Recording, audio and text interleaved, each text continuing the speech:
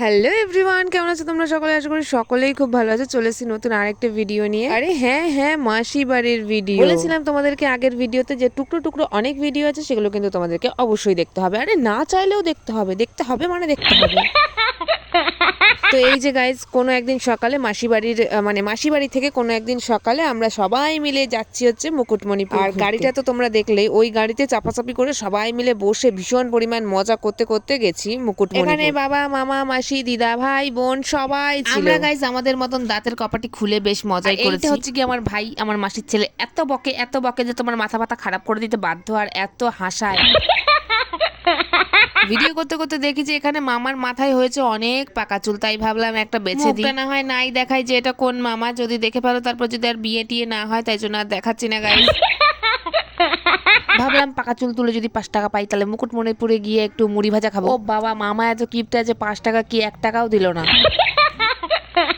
যাই হোক গাইস, তারপরে আমরা পৌঁছে গেলাম এই যে মুকুটমণিপুরের গেটের এইখানটা। জানি না এই জায়গাটার নাম কি, কিন্তু এটা হচ্ছে কি জলের একটা গেট। আর আমরা গেছিলাম সানডেতে, যার জন্য একটা গেট আর কি বন্ধ ছিল। মুকুটমণিপুরের ভেতরে আমরা ঢুকতে পারিনি, কারণ হচ্ছে সানডেতে বন্ধ থাকে, আমরা সেটা জানতাম না, তাই আমরা বাইরে দিয়ে ভাবলাম তোমাদের সঙ্গে একটা সুন্দর ব্লগ শেয়ার করবো মুকুটমণিপুরের। এটাও রাস্তা ব্লগ হতে চলেছে, কারণ আমি সারাক্ষণ রাস্তাতেই হেঁটে চলেছি। চুল কাটাটা কেমন হয়েছে সেটা কিন্তু অবশ্যই জানাবে। আমার অনেক মাজার নিচ অবধি আর কি চুল ছিল, তো সেটাকে আমি কেটে টুকরো টুকরো করে এই অবস্থা করে দিয়েছি।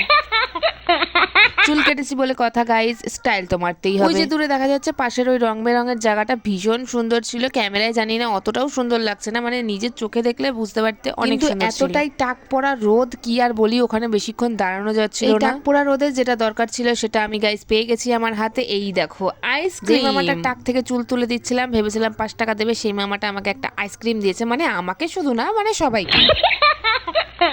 ক্যামেরাটা ভালো না, যার জন্য একদমই বুঝতে পারছো না যে ওই দিকটা কতটা সুন্দর। এটা নদী আর কি, তো এটাও অনেকটা সুন্দর। আর ওই দিকটা দূরে একটা রাস্তা আছে, ওদিক দিয়ে যাওয়া যায়, বাট আমরা যাই। তারপরে দুটো পলাশ ফুল কুড়িয়ে নিয়েছি হাতে, তারপরে একটু ঘুরিয়ে ঘুরিয়ে দেখাচ্ছিলাম তোমাদেরকে, জানো তোমরা কোনোদিনও দেখোনি, আর আমি সেটা দেখাচ্ছি। তারপরে একটু ওপরের দিকে গেলাম, একটুখানি ঘোরাঘুরি করলাম, এদিকে সবাই একটু ফটো ভিডিও করছিল। ওই যে বললাম গাইস, গেট কিছু কিছু বন্ধ ছিল, যার জন্য সব জায়গায় আর কি যেতে পারিনি। তো এইটুকুই হচ্ছে গিয়ে দেখার মতো। টোটোগুলো দেখেছো কেমন লাইন দিয়ে দাঁড়িয়ে আছে, ওই দিকে নিয়ে যাবে, আর মাথা পিছু মনে হয় 50 টাকা করে ভাড়া।